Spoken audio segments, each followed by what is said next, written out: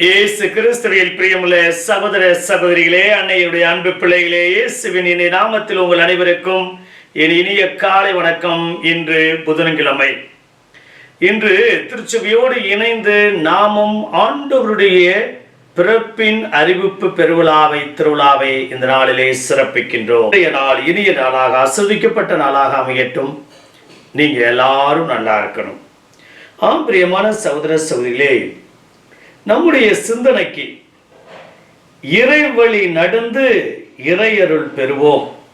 உலக வரலாற்றில் இயேசுவின் பிறப்பு மட்டுமே முன்னறிவிக்கப்பட்டது.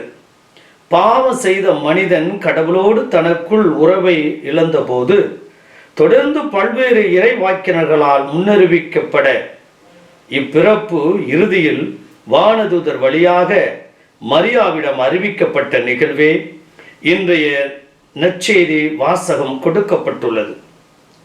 மனிதனை மீட்க இறைவனின் திருமகன் இவ்வுலகிற்கு மீட்பராய் வர பெண்ணிடம் பிறக்க வேண்டியதாய் இருந்ததால் மரியாளிடம் வானதூதர் வந்து அவரை வாழ்த்தி சம்மதம் கேட்டபோது, கடவுளால் ஆகாதது எதுவும் இல்லை என ஆழமாக நம்பிய மரியா, உமது சொற்படி எனக்கு நிகழட்டும் என்று கூறி சம்மதித்தார்.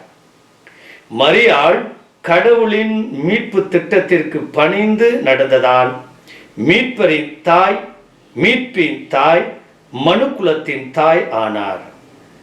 முதல் வாசகத்தில் மன்னன் ஆகாசு கடவுளின் திருவுளத்திற்கு பணிந்து நடக்காமல் தன் விருப்பம் போல் நடந்ததால் இறைவன் அவனுக்கு நம்பிக்கையூட்ட கொடுத்த அடையாளமே இயேசுவின் பிறப்பு அறிவிப்பு. மரியாளை போல நாமும் இறை திட்டத்திற்கு பணிந்து நடப்போம், அருள்மிகு பெறுவோம்.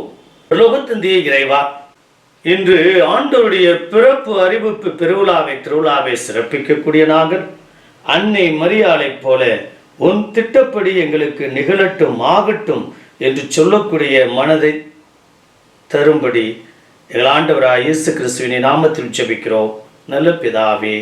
ஆமென்.